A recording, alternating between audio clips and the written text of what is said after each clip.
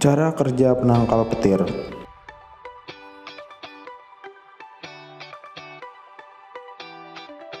Sebelum masuk ke videonya, jangan lupa like, komen, dan subscribe ya Visiozen.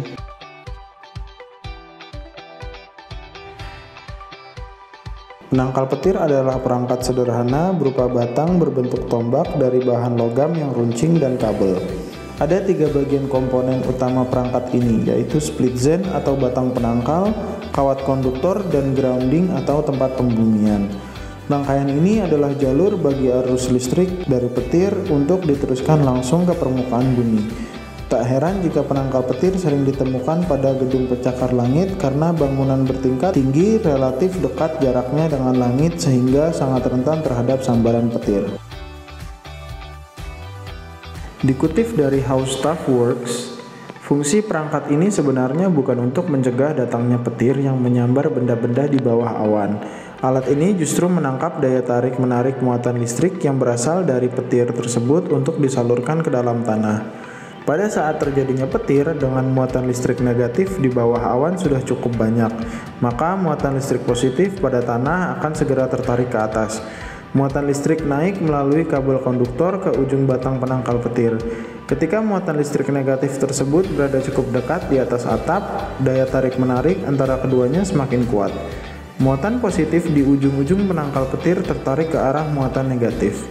Pertemuan kedua muatan ini menghasilkan aliran listrik. Aliran listrik itu akan mengalir ke dalam tanah melalui kabel konduktor sehingga sambaran petir tidak langsung mengenai bangunan. Namun, sambaran petir masih dapat terjadi melalui kawat jaringan listrik serta merusak alat-alat elektronik pada bangunan yang terhubung ke jaringan listrik tersebut. Hal ini juga dapat menyebabkan kebakaran atau ledakan.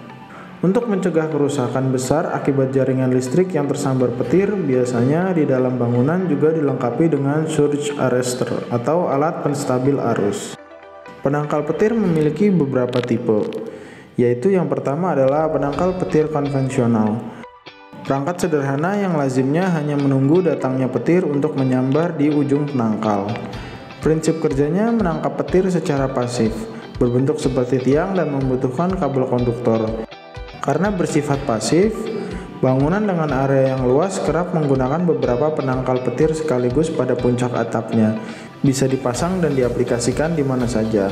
Lebih ideal untuk bangunan dengan area sempit seperti rumah tinggal.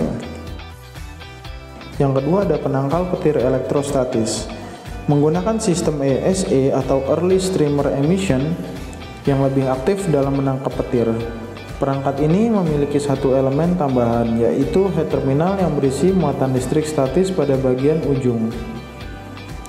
Head terminal dapat menyimpan ion-ion positif dalam jumlah besar yang berasal dari dalam bumi. Ibarat magnet, head ini akan menarik ion-ion negatif yang ada di dalam awan sebelum ion-ion tersebut menghasilkan petir yang dahsyat. Alat dipasang di tempat yang tinggi untuk melindungi area yang lebih luas. Penangkal petir tipe elektrostatis tetap membutuhkan kabel untuk sistem pembumian. Semakin tinggi head terminal dipasang, maka semakin luas jangkauan area yang dapat dilindungi. Lebih ideal untuk bangunan dengan area luas seperti rumah bertingkat, gedung pencakar langit, kawasan industri, dan perkebunan, karena bisa menjangkau radius lebih dari 50 hingga 150 meter. Dan yang ketiga adalah penangkal petir radioaktif. Perlu diketahui, penangkal petir tipe radioaktif ini dilarang berdasarkan kesepakatan internasional terhadap pemakaian zat radioaktif yang dapat mengganggu makhluk hidup dan menimbulkan bencana dari zat yang digunakan. Cara kerja penangkal petir ini dengan reaksi netralisasi ion yang menggunakan bahan radiostasiun aktif. Alat ini menghambat sistem ionisasi, dimainkan dengan cara memakai zat radioaktif selayaknya radium-226 dan amerisium-241. Hal ini mampu menetralkan muatan listrik awan. Jenis ini tidak disarankan penggunaannya dimanapun. Nah, barusan adalah cara kerja penangkal petir beserta jenis-jenisnya.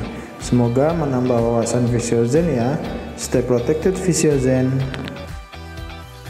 Jangan lupa like, komen, dan subscribe ya Visiozen.